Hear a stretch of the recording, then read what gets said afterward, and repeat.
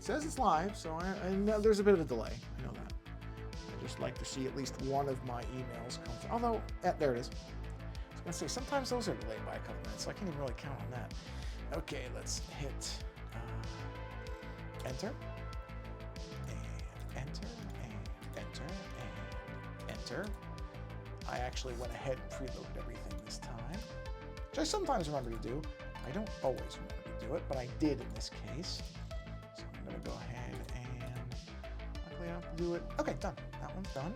Let's close that out. And let's go to here and we'll hit the share button. Oh, I just have to put it in one other place. There's always the one other place I forget. Which fortunately is only one place now instead of having to go multiple places since I've completely given up on Twitter. That's easy. I don't care. So I'm actually very happy I don't have to worry about that anymore.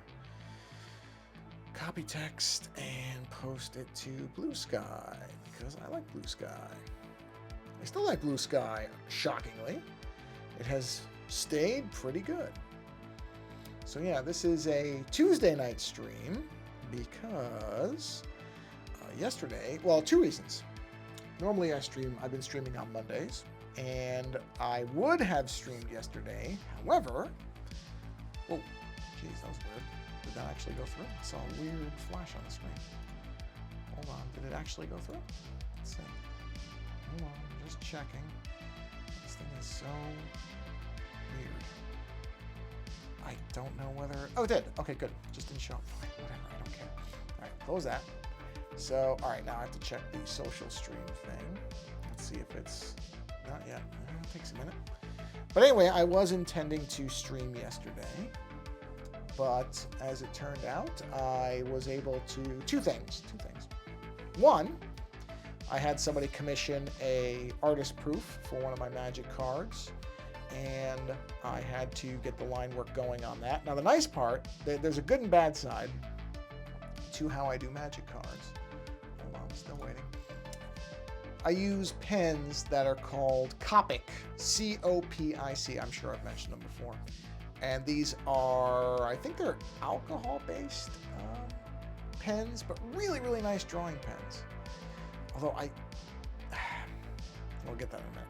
So anyway, I use these pens, and while I love using them and while they allow me to do the small scale work, they do not dry. The backs of these artists, these magic cards, are so strange because they feel like they're really only made to be painted on. They don't take ink very well. So I'm sure it's just the coating they use on it. It's probably just a universal coating that they use on all their cards. And so it doesn't, there we go. Live thing just popped up. So let's switch that to live chat. Sorry, I'm just working in the background here. And we can go ahead and hit the button there, and I think we're good. So let's go ahead and roll the opening there. And I assume, oh, you know what? I just realized I don't know if I actually selected the reflector window. I probably didn't. So you're going to see nothing for a minute. Sorry, I didn't realize I hadn't selected this already. It's so odd it doesn't remember these things. There we go. There's the iPad back. And then the social stream, I don't know if I selected that either. I got caught up in what I was saying. But I can do two things at once. Actually, let me check. Let me make sure. Let me just do a quick test. This might be the right one. Test one. No, it's not there. Okay. Oh, also, I didn't hear anything because it's muted. Let's turn that off. Sorry, 2 seconds. I think is it this? No, it's not that. Is it, let's go down here. Is it this? That's it. Got it. Found it. Okay. And I'll verify that by saying test 2. There we go. Got sound and got graphics. We are good in case anybody shows up right now. No, right now nobody has. So anyway, I use Copic pens. Great pens. But on the backs of the magic cards, because of the coating they've got, it takes forever for them to dry. And it's so easy, if I'm not careful, to smudge the ink with my finger. And you know, even after it's dried, and I'm putting quotes around the word dried in when I say it, you can't see them, but I'm saying that. Even when they dry, it's still pretty easy to smudge them. So I have to do them, I have to do my cards, these cards slowly.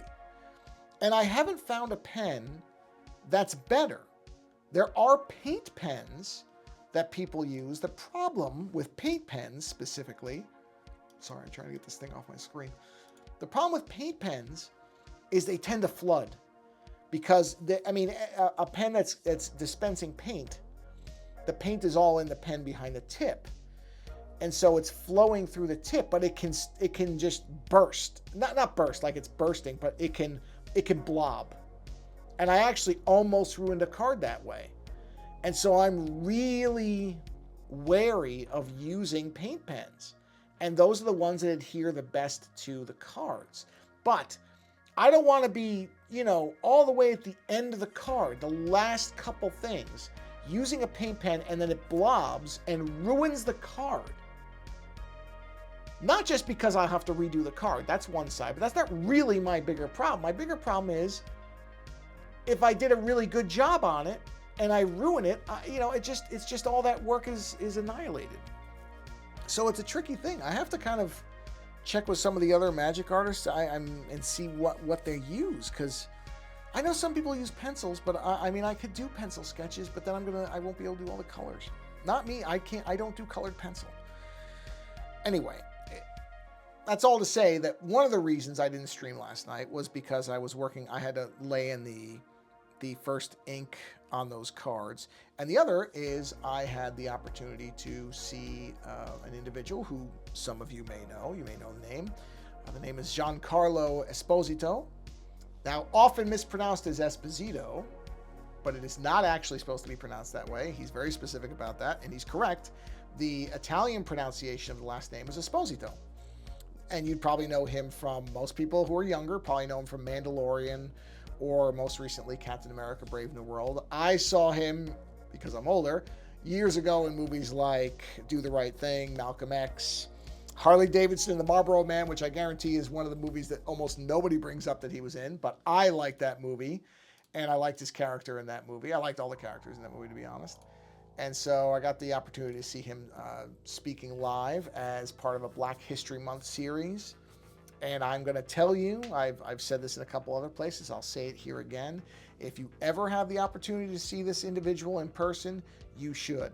One of the better speakers in terms of a live speaking thing that wasn't just him promoting his movies or talking, it wasn't a lot about himself. It was more about creativity and the obstacles that people run into and how to overcome them. It's just a really, really wonderful experience to see him talk live, and I would recommend it to anybody. If you have the opportunity, as I said, if you ever have the chance, see him live, because he is a really, really fantastic speaker and very dynamic. He was up and walking around and talking. It was great. It was just a great experience.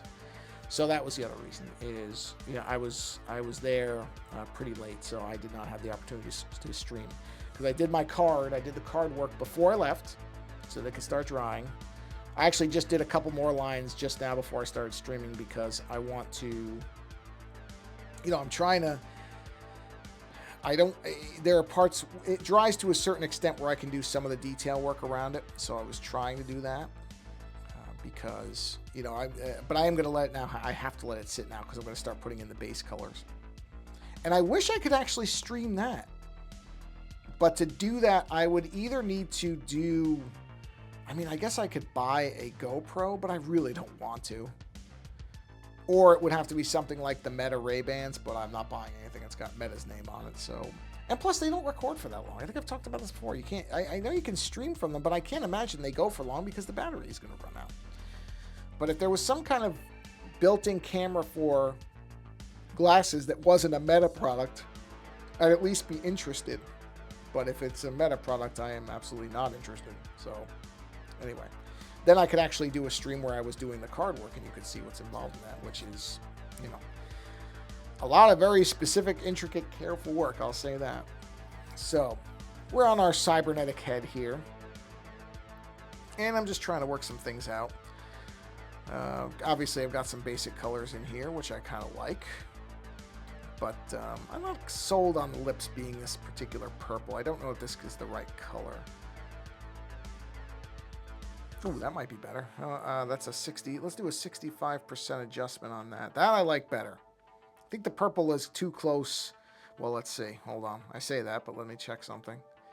Let me go 65%. That, well, that feels too much like the other colors. Oh, I guess it should be related.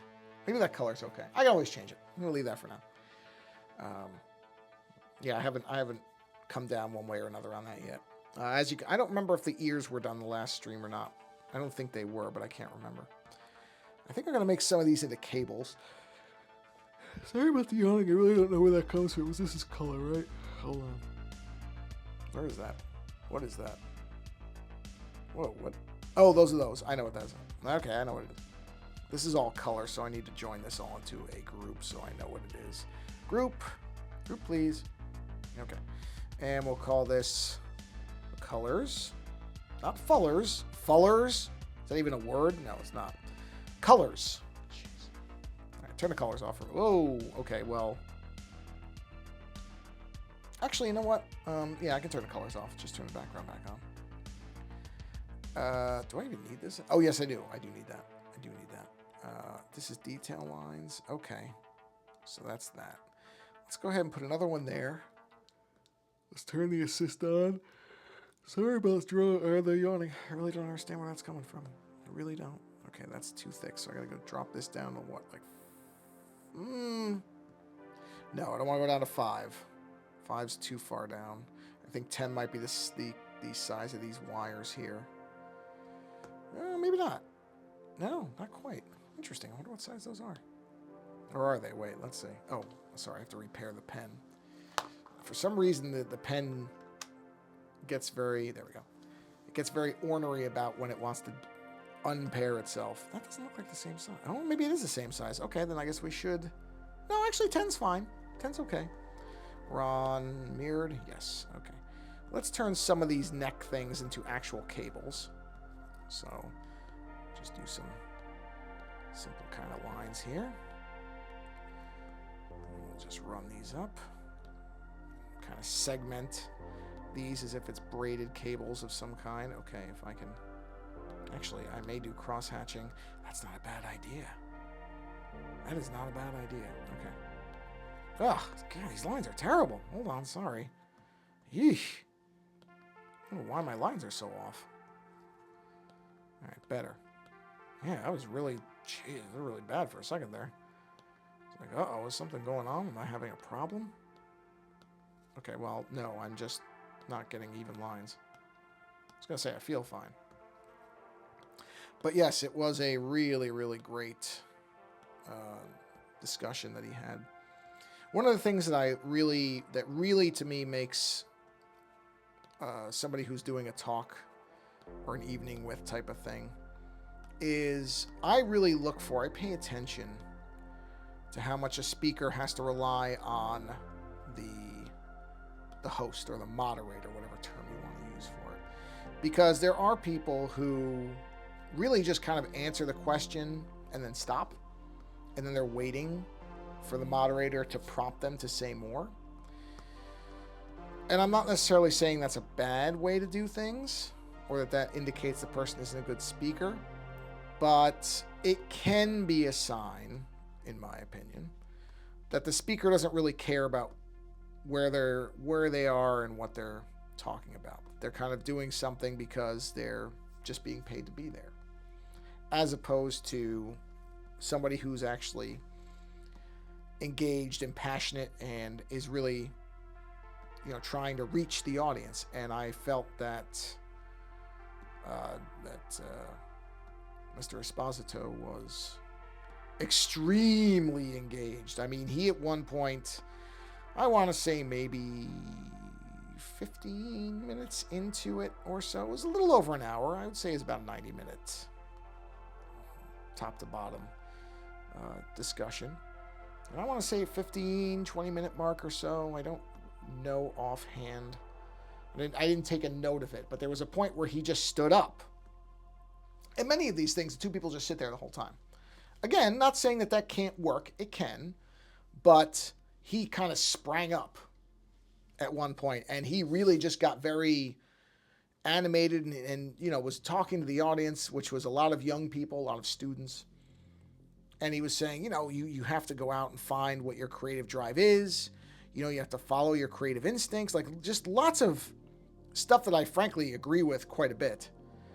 But he was standing and he was kind of walking around and he was, you know, like gesturing towards people, looking at people directly, talking about, you know, how you have to find the child within, and you have to struggle to not grow out of a sense of being able to play. He was talking about why play is important and how that keeps you going and keeps you creatively inspired and lets you engage with the world, and how important it is to find something that you actually enjoy doing and try to pursue that as your main thing in life and stuff like that. And he was just going and going and going, and the moderator really didn't have to say anything. And to me, that was the point where I knew that it went from being a interesting talk to being a great talk.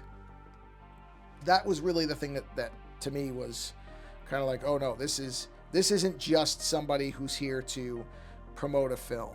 This isn't just somebody who's here to, you know, answer the questions as quickly and basically as possible, to kind of watching the clock, getting through the time, you know, that type of thing.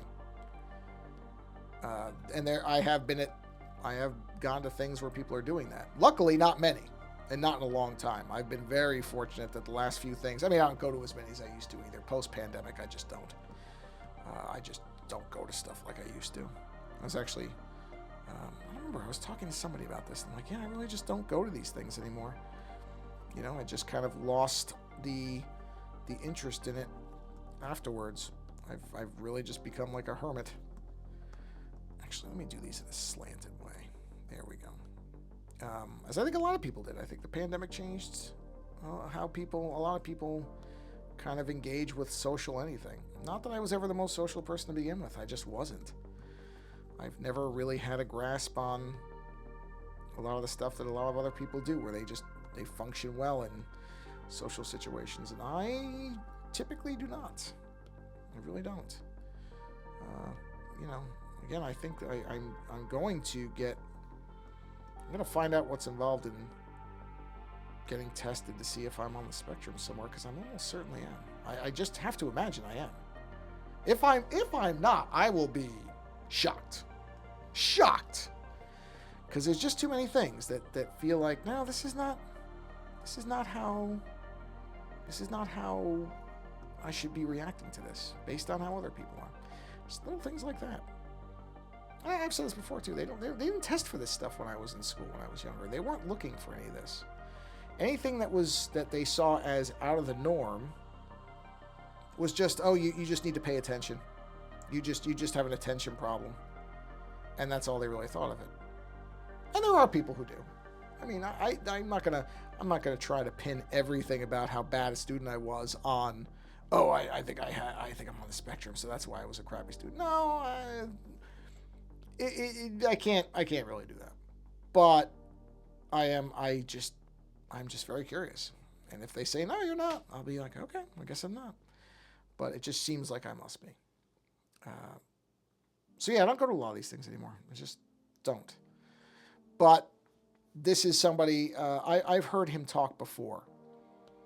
I've seen him in some other kind of things where he's been interviewed. And you can just kind of tell. There's people that you can tell are going to function very well, are made for these kind of, you know, because the idea of doing a talk like this is actually pretty tough if you think about it. You know, you're in a room and there's a bunch of other people and everybody's looking at you. And you have to be able to, I mean, I could never do it. You have to try to connect with them in a way where everybody feels like you're talking to them, even though, of course, the reality is you can't talk to them because you're in a room full of people. I mean, I didn't count how many people were there, but it was in a large, basically gymnasium space. It was a fairly large space, and while it was not full to capacity, I mean this was a arena for like basketball games and stuff, so you weren't going to fill it completely, but it was pretty full. I mean, there were probably, okay, if I had to guess, there might have been 300 people there. I could be wrong about that, but it felt like it was probably around that number. So a fairly decent amount of people. You know, so this is a thing I think that I feel like a lot of people don't have a proper appreciation for. is when you have to, you're trying to speak to a room of that size.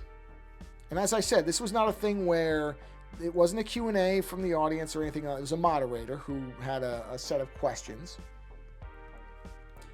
And so there again, you're not really responding to audience questions.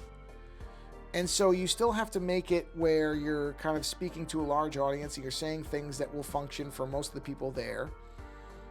And it was the last of a Black History Month series. So you have some idea of the people in the audience. You have some sense of what they're looking for you to say. And you know, he has a mixed race background. He's half Italian, half Black, I believe, if I'm correct. I think that's it. I don't think it's and he was born and raised, I want to say, in the Netherlands. Hold on, I just want to make sure I'm getting this correct. I don't like to get things wrong. I mean, I know he's half Italian. I know that because I knew how to pronounce his last name, because it's pronounced as in the Italian style. My grandmother used to pronounce it that way. And then I remember my Italian teacher in high school was very specific about pronounce your name like this. Yes, so his mother was a Black opera singer, and his father was an Italian carpenter. So yes, it's very, very interesting. I got to talk to him for a few minutes actually, which was great. I was not expecting that. But one of the things that was interesting is there's some, I mean, they're obviously we led very different lives, but there was these weird parallels to things in our lives that I was just really fascinated by. His father is from Naples in Italy. That's about 3 hours or so north of where my father was from. So both, geez, why is this curve not curving? I want to curve. Okay, this thing's just fighting me now. Hold on a minute. I gotta curve it more, I guess. Just make it more exaggerated. There we go. So, you know, both from southern Italy. My father was a carpenter, not by profession, although he certainly could have been, but absolutely had that ability. I don't. But he was, I mean, my father made the doors, not every single door, but many of the doors in our house, in the house that I grew up in, or one of the houses I grew up in. Actually, I don't know. I would have to ask my mother. I would guess that the first house that we lived in, he probably made some of the doors in there too. It wouldn't shock me. But made many picture frames in what I'll say was our second house. The second house I was aware of. My parents, you know, lived in somewhere else before I was born. But the first house I lived in, I don't know if he made anything in there, but he probably did. But the second house, which is really the house I think of most often, the house that I remember living in the longest, you know, he made many things in there. Many of the picture frames, like I said, doors, the mantle, the fireplace, all this stuff. My father was great at carpentry. I'm not. And so it was just interesting because his father was a carpenter as well. And I'm like, wow, there's these weird parallels. He and my father have the same first name. It's just interesting stuff. He grew up in the same city that I grew up in my grandmother had a house in Westchester County. He grew up in Westchester County. I believe he still lives there. I didn't specifically ask him that, but I think he does. You know, so he was in the same place, and I was not. That's not where my parents lived. But my grandmother had a house there, and because both my parents worked, I spent a lot of time with my grandmother in Westchester, in New York. And so it's just these things, and we were just started to talk, and I was like, oh yeah, you know, he's like, oh, okay, you know where this is? I'm like, oh, I know where that town is, yeah, and here's my dad had his shop here, and my mother worked here, and he knew all the towns that I was talking about, and it was just a really interesting thing to be able to talk to somebody like that, just like a normal guy too. I mean, there was nothing, you know, there was no starstruck anything like that. It was just like two people just chatting for a couple of minutes, you know, before he had to go on and do his talk. And yeah, it was, but like I said, outside of that, terrific speaker. Just really, really commanded the room in a way that's really impressive. Because like I said, I don't think people really have an appreciation. There are many, many examples where you'll see if you go to a conversation or a discussion or an evening with, and it's two people sitting there and they're kind of just, there's question and answer going back and forth, and that's kind of what it is, and that's all it is.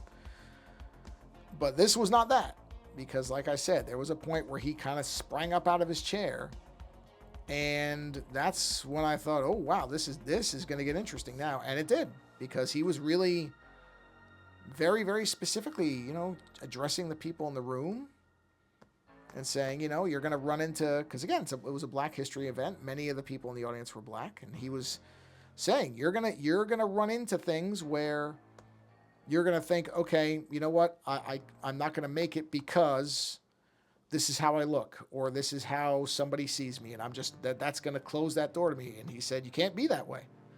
You have to just understand and believe in your ability to get past that. And you will. And he said, this is what my life experience was.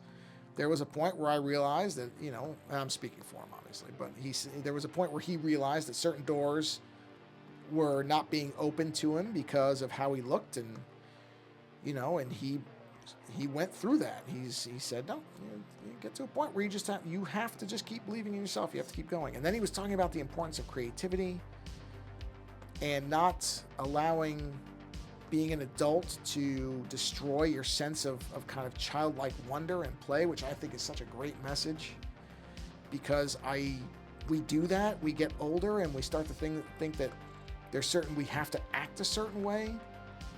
And don't get me wrong, you shouldn't, be a complete uncontrollable jerk or anything like that. That part of childhood you should outgrow, but the idea of you still want to be able to kind of have that sense of wonder and experimentation, and just times where you want to be completely creative and free, and that's really important. And I agree, it is really important. I think it's something that we lose so easily, so quickly, partially because most kids, not all, I certainly was like this, go through a period where you don't have a lot of responsibility.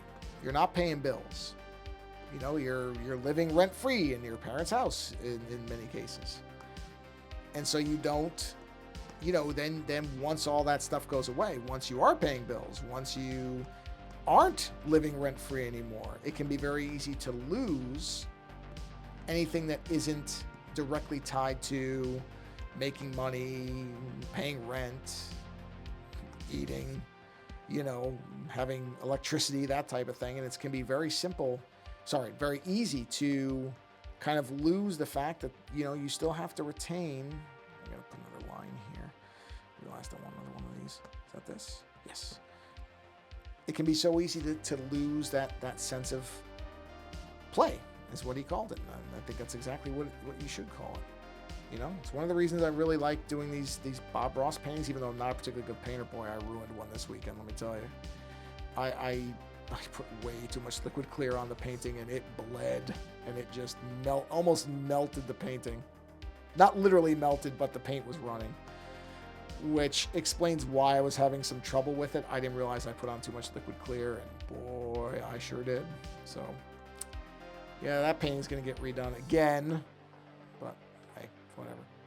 But that's one of the reasons I really try to do the painting, is because I think it is important.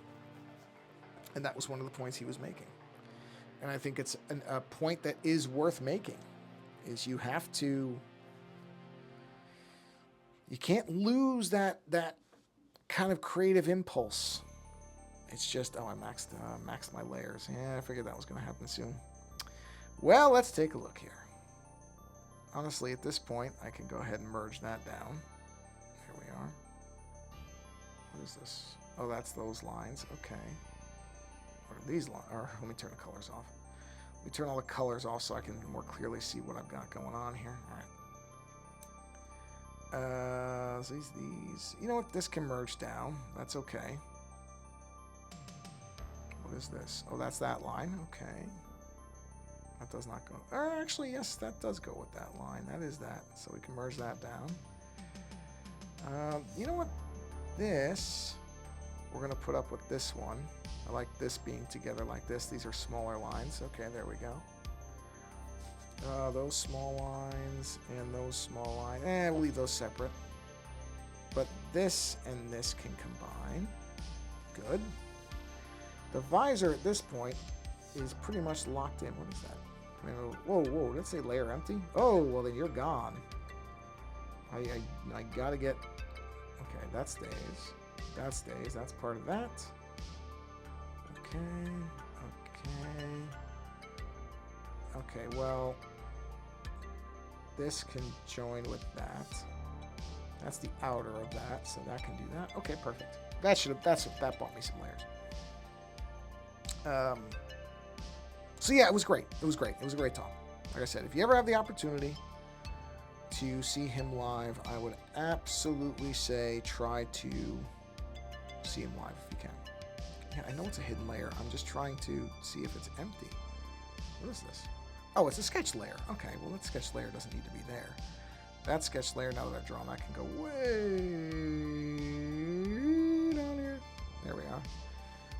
Yeah, let's put this down. Let's go ahead and merge that down. Did I just make them invisible? I bet I did. So one thing, the merge, if they're turned off, invisible, it just basically erases them, which I don't really love. I wish there was a warning about that came up, but that's okay. I remembered it. I checked it. It's fine. So yes, like I said, you got a chance to see him in person. Great speaker. Great speaker. Very, very glad I went to that. Almost didn't. And I was like, you know what? I'm going to go to this thing. And it was fantastic. It really was. So I'm happy that I ended up going. Good. Yeah, so that's the other reason I did not stream yesterday, is because I was at that until pretty late. There was no way I was going to start streaming. I was tired. I don't do late nights much anymore. I'm past the age where late nights are a fun thing anymore. Now they're more of a drag. Oh, yeah, let's get that fixed. I was thinking about that the other day. I'm like, yeah, you know what? That's one thing about getting older is you're like, yeah, late nights aren't as fun anymore. Not to mention, me staying up past 11 is a minor miracle at this point. I just start falling asleep. I did stay up pretty late. I was tired, but I was kind of energized by his talk, so it did take me a little while to go to sleep, but I wouldn't have streamed or anything. I wouldn't have had the energy for that. But it was one of those things where, when somebody does a talk like that, I've had a couple like that in my life, where I get out and I'm like, oh man, that's great. Yeah, I'm going to do stuff. You're just driven to do everything in that moment, and then it fades off. But it is really neat to have that kind of creative energy pumped into you. Adobe Max does that for me too. Whenever I go to Adobe Max, which I am planning to go again this year, I just feel like energized. Like suddenly I want to just do every kind of artwork there is. And I think that's good too. Because that's the kind of thing where you're around people who are all creative, and it's such a blast to be around people like that. People who are just purely creative. I'm going to sip water really quick here. Give me a minute. So often life is not anti-creative, but so much of our lives ends up focused on things that are not. Yeah, again, I don't want to say anti-creative, but it doesn't encourage it. Again, that sense of play. The idea that, you might not be doing something constructive.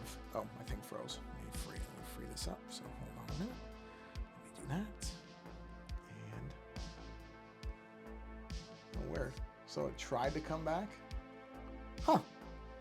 That's interesting. Let's see if that works. It should. And there we go. Fixed it. It's weird that it got hung up like that so specifically, but it's okay. Hasn't done it much anymore. 35 minutes, it's pretty good. But yes, so like I said, so much of our lives is work related, and most people's work is not really creatively based. It's mostly, I don't know what the word would be for it, data entry type stuff, or very light things that are either very lightweight in terms of creativity or not creative at all. And I don't think that that's good. I think it's beneficial. I've said this before. I think creativity is beneficial for you for a lot of reasons. In whatever way you can be creative. And again, it doesn't have to be artwork. It can be whatever. But something where you're kind of just, even like freestyle association drawing, where you're just kind of drawing something that isn't really anything. Just seeing what comes out of your head. It's not a bad thing. Not a bad thing. Let's see. What do I want this cable color to be? I don't know if I want to go... Actually, I'm going to try a color that I wouldn't normally associate. Maybe like an orange like this. I'm just going to do this. I can always shift it anyway. Those bands will not be the same color. I will put a different color on those. But I'm just playing around with colors right now. Because I want a lot of these neck muscles to all be different colors. They don't necessarily have to be drastically different. I can do different shades of red, which I probably will for some of the bigger muscles.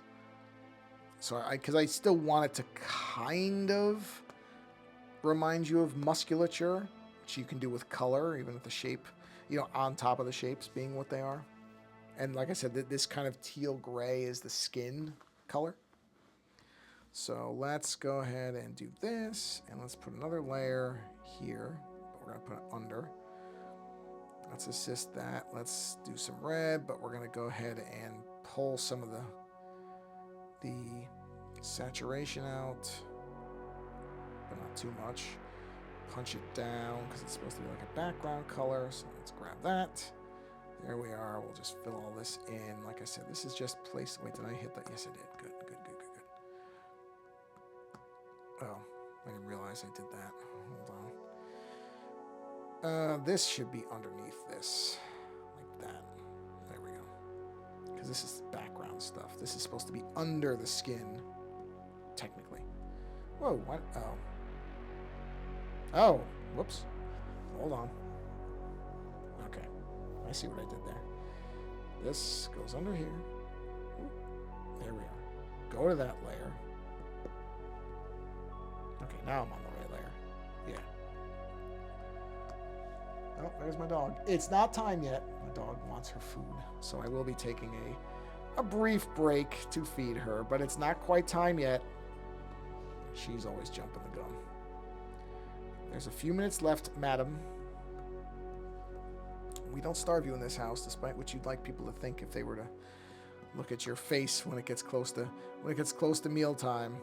To look at the way she stares at us, you'd think we hadn't fed her in weeks. Definitely not the case. Yeah, nice try though. But yeah, I'll take a very brief intermission. It will not take long. I've done that before, just a couple minutes. Feed the little beauty we've got here. Huh. Yeah, you still have a few minutes. I'm not going to feed you too early. I don't want you to get in the habit of thinking that you can just stare at us to get food early. Believe me, she already thinks that. She does. And it has worked. I have to confess, it has worked in the past. It's not going to work tonight. Don't try it tonight. It's not going to happen. You're going to wait for 7 more minutes. Because, yes, it takes a minute for me to get the food into the bowl.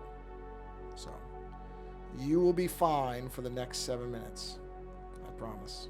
You'll make it. But, yeah, that's one of the reasons I say, find something creative, whatever it is, and do it. Again, it doesn't have to be artwork. It doesn't have to be anything complicated. It can literally just be, I don't know, there's so many different things. There's so many different things that people find to be interested in, like scrapbooking. I haven't done paper mache in forever, but there's something. Or you get these, now they make these really, really easy little, Legos, if you really want to go completely abstract and just make things out of Legos. I know people who do that. I can't do that. I can't just make something out of Legos. I know people who can. I know people who can just make buildings out of Legos. They just think about it and they just make it, and there it is. I can do that. But they make these, you know, they obviously have, okay, that's behind that. Model kits and stuff like these papercraft model kits, that type of thing. That stuff's neat. That counts. Like I said, it doesn't have to be a particular thing. Ooh, that's a good color right there. Let's go with 45 on that. I don't know if I want to go saturation down or up. I think I'm going to leave it at that. I think I'm going to go down on that for now. I'm going to use that same color because we're in the same thing here. I'm going to put these into that color for now. These will likely change, but for now, I'm just trying to... Oh, that's okay. I'll fix that. I'm just trying to kind of get ideas in here on how I want this stuff to look. There's still going to be a lot of detail line work that has to come into this, I'm pretty sure. Pretty sure. But for now, that goes over that, yeah. This is just so that I've got some stuff in place. Just so I can get some colors in here. Just like I said, I want it to start kind of... I want this image to start kind of separating itself out and feeling a little bit more than just flat lines. So, and that might kind of start leading me into where I want to do some of the line work. I'm just curious what I'm going to do in some of these areas. And I will be adding some shading stuff in here too. Yeah, good. So that's, see that? And that reminds you, or at least it should, I hope, reminds you of muscles. So this is good. This is kind of where I wanted this to be. So we'll just put some more in here, because that's really what it is. All these lines are based on muscles. So I want the coloring to make you think of that, because that's what it is. Yeah. And then we'll do some into here too. Yeah. And then I may do something like decorative paint lines. I don't know how else to say it. I have to figure that out though. I'm not 100% on that yet. But yeah, that's good. I like that. Okay. And then let's do the bright red. These may change. This is for the moment. This is what I'm doing. This stuff may change. Actually, you know what? No. No. I want this to be... I'm going to take this color. Let's stack another one. Assist it. Let's put that color there. Let's back that color down. Yeah, to 40. We'll drain a bit of the saturation out. Yeah, I want this to look... I want this to be more like this and not be a muscle separation thing. Yeah, I like that better. I want there to be another layer of this kind of gray teal in here for certain areas. Like that. Probably, let's put that same color right here. And right here. Like the back of the ear thing, whatever this is. Let's get that there. I'll need something even darker for that. I may just black that part out right there. Okay. You know what? Maybe I'm gonna put that. Let me look. Let me look at this. Let's put that here too. Let's darken this up. I like that being darkened out. Those parts up there, I don't know what I'm gonna do with yet. Let me just see. You know what? Let's do that. Let's do that in here too. Let's darken this out to kind of knock that out of there. Oh, hold on. There we go. That's okay. That's okay. That's okay. Yeah.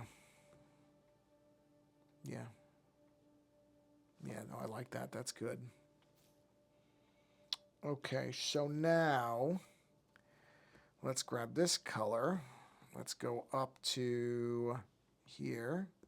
Assist. That there. Let's go ahead. We're going to brighten that way up.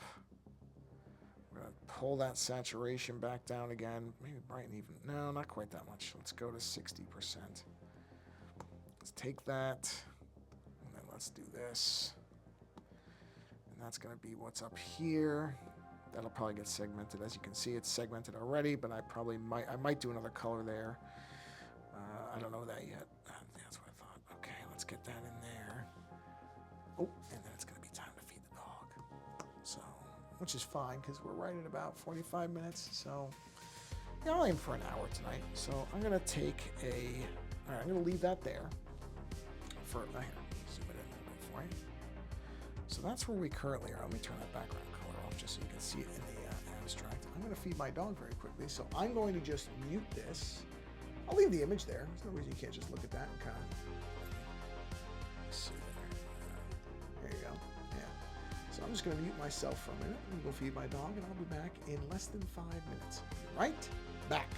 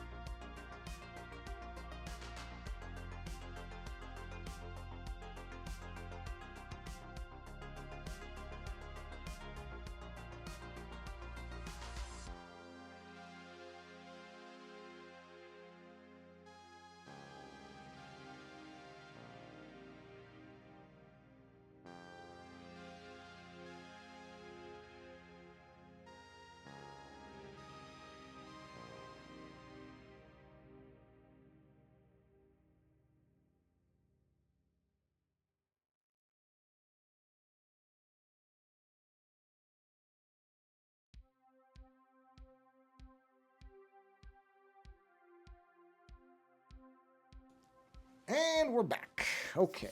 Oh, you know, I just got my hand, washing my hand off. I'm just going to dry it because otherwise it will stick to the iPad screen, basically. Okay. Sorry. Oh, sorry. Didn't mean to clap that close to the mic. All right. So, yeah. So let's go ahead and fill in this. Yeah, see, my finger is like, it's sticking to the... All right, let me use the pencil. It's just easier. Why did the... Oh, there it is. Okay. Let's just use the pencil because my finger has just enough friction right now that it's making it annoying to try to use the color with the pencil. I usually just finger paint in this stuff to begin with. So, okay. Wait, is it still? Yeah, good. Just making sure that I actually unmuted the mic and just didn't think I unmuted the mic. So, yeah. Yep. So we're just blocking this in. I don't know if these are going to be permanent colors. They may not. I may adjust them. But for now, it's useful just to kind of start to see where things are separating and get a look at it, and then whoa, wow. Oh, it's behind that. Oh, okay. That'll work. So I can do this. There we are. This is on mirror. Yes, it is. Good, good, good. Okay. Gotta be a little careful there. So maybe we'll stick with this, because that is going to be tough to fix. All right. There we go. So, okay. So we have our colors in, more or less. So I'm just looking at a couple things here. See what I want to do where. I think... Well, you know what? I think I'm going to go ahead and put that same color in here. Just like I said, I just want to have some colors around, get an idea of what looks good where. And then I'm going to mess with some things. I'll probably do some... I mean, I'm going to do some form of shading to it, but right now, this is just really to kind of pop out some of the... Because this is a 2D image, but I want to give it some idea of, okay, there's dark places and different spots on the skin, or where skin or muscle or whatever you want to call it is exposed, and that's what this is going to do. That's what this is. I shouldn't say do. That's what this is. And let's do that. Just color that in. Okay. Well, the outside of the ears are not going to be that color. I think I'll make the outside of the ears this color.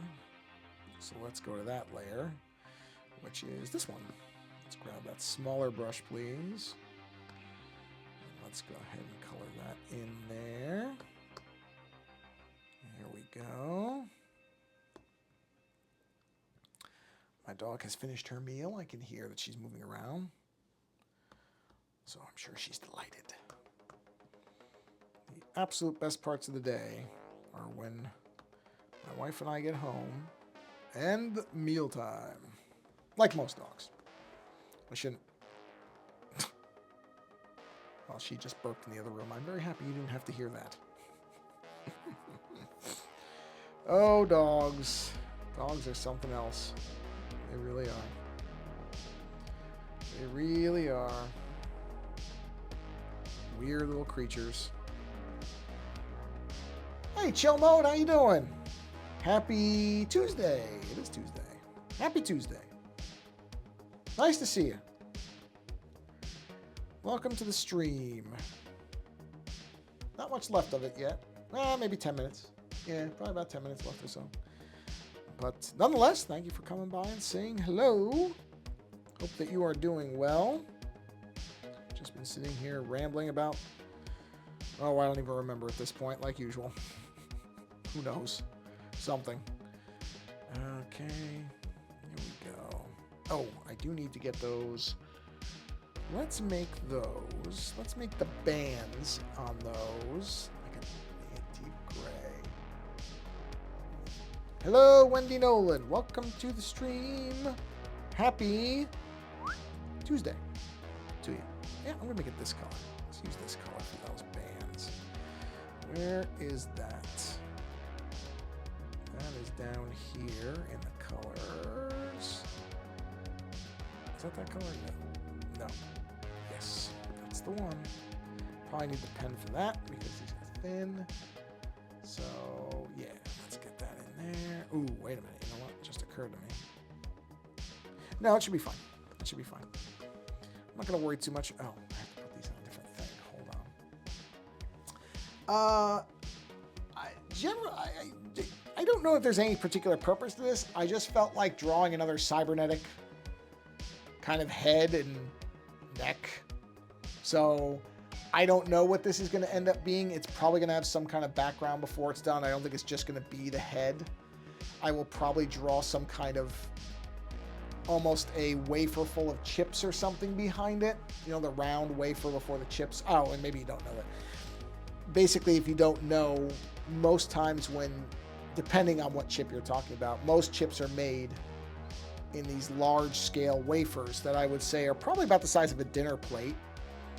And I'll just draw it really quick because I actually used to work in a chip factory where we made these things.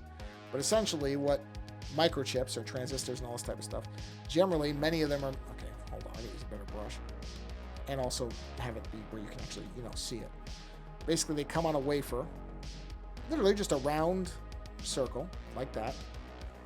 And then on the wafer, you have all these, now obviously they'd be straight lines, not what I'm doing here, so, a little bit of artistic license here. And each of those squares would be a chip. However many per wafer, it just depends. So what happens is all these get made at once. The process is they all get made. And then they come in with like a laser cutter and they cut them individually out and test them individually.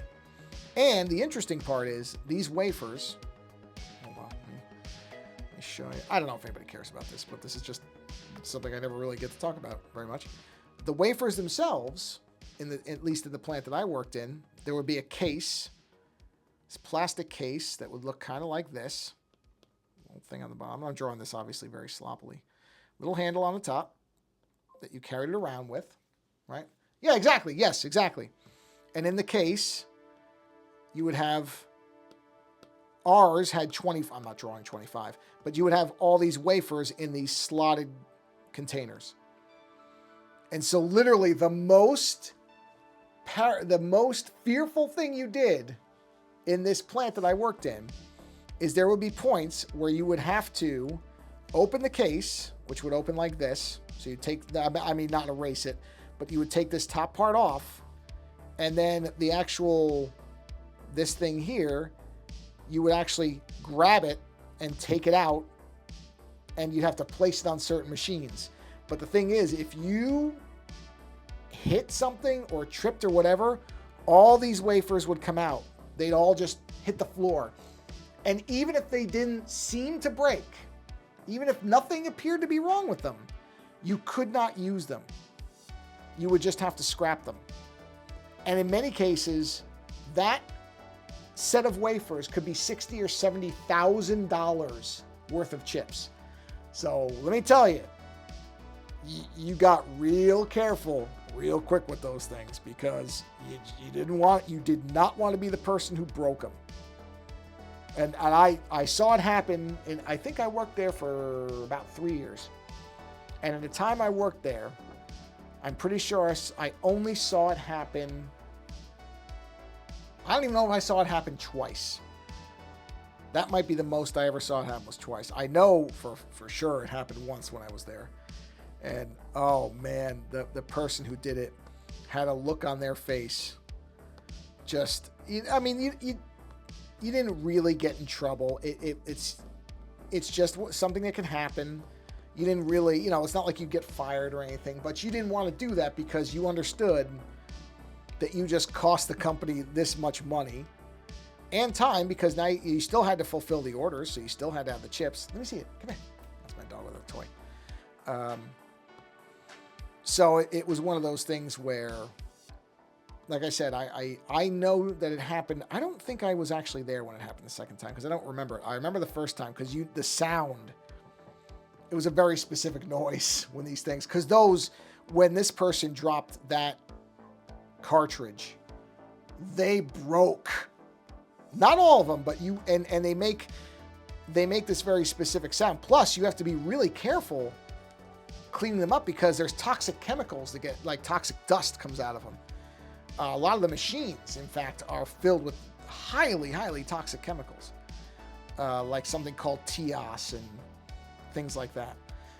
So when this thing broke, basically they had to clear everybody out, and they brought in. It's kind of like when you break one of those overhead bulbs, like a fluorescent bulb. You're not supposed to breathe it because it's got mercury in it, so you have to be very careful not to just use like a standard vacuum to clean it up because you don't want to be inhaling that stuff. It was a similar thing.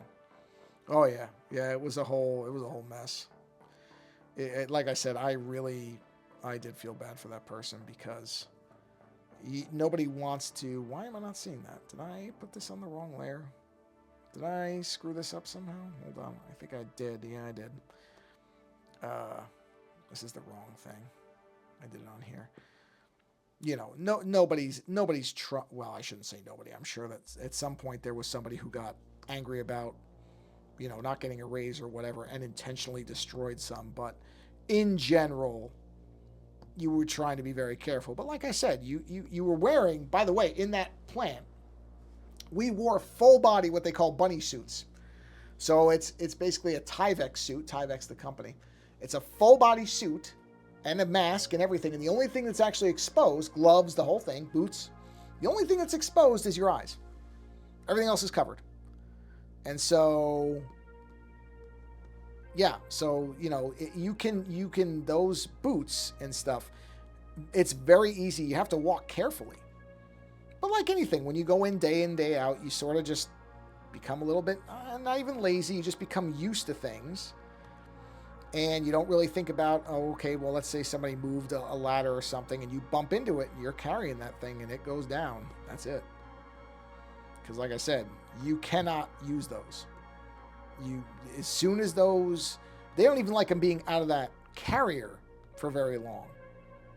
You know, really, you're only supposed to take them out if there's something you have to check specifically. It was rare. It was rare that you would see those things opened up unless they were doing like spot checking or they thought that there was a problem with the process or something like that. So you didn't see it a lot. So you were careful with it no matter what because you didn't ever really open them. The machines would all take them out and do the processing automatically. You put them on this machine, it would open it up on computerized arms and everything. So you didn't often see them, and you were really careful with it. So when one broke, it was, you know, everybody knew it. It was something. I do remember that though, because I don't know how it happened. I didn't actually see it happen. I only saw it after it was broken because they basically, you know, they walled off. They're all aisles. These are aisles of machines. So it's a big building, and there's these aisles, almost like a supermarket aisles, where all the big machines, like the things they're doing the etching and all that type of stuff on it, those are all in aisles. And so I just remember seeing the aisle get sealed off because they had to bring in this machine that was like a sealed vacuum, and it was a vacuum attached to like an overhead special ventilation system that would house toxic materials. So it was like a sealed system. So they would come in and they would attach this hose to it, and then that's how they would clean it. So they had a way of doing it, but yeah, you didn't see it very often. And you didn't want to see it very often because if that happens too many times, then you're going to have people that you don't want walking around inspecting things, like walking in and saying, what's going on in here? You know, that's you don't want those people showing up. So I do remember that the thing that I remember about that job most specifically. Yes, exactly. But I do remember we had a safety briefing at one point because there were lots of like pressurized giant, like I said, toxic chemical canisters and stuff in there. And at one point they were talking about, okay, here's what you do if certain conditions would indicate a leak of certain things. So all this different stuff that you could do. And then at one point, somebody who was newer, like me, because I never even heard this brought up, but somebody who was like a newer employee said, well, what happens if there's a fire? You know, where are we supposed to exit for a fire?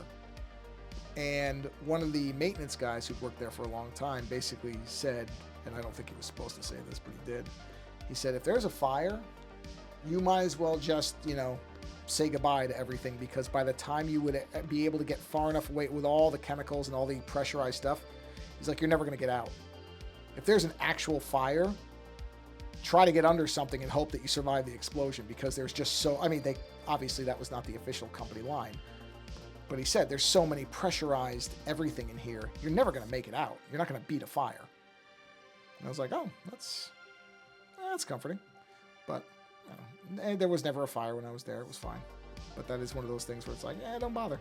You're not going to make it out. There's a fire in here. You're finished. So, yeah. It was an interesting job for many, many reasons, and that was just one of them. And if there was a fire, you weren't getting out.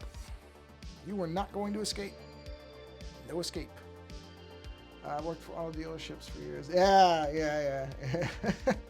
Well, let's put it this way. I mean, if there had ever been a fire, would I have attempted to get out? Yes, I would have. I think it would have been. But I did, after that meeting, I kind of did look around. And yeah, because of the stuff that was being used, the building was essentially completely surrounded by all of these storage tanks full of all this stuff that was being piped in. So I kind of understood what he was saying, was that, yeah, you would have to, I'm not saying nobody could escape it, but you would have to know about the fire right away.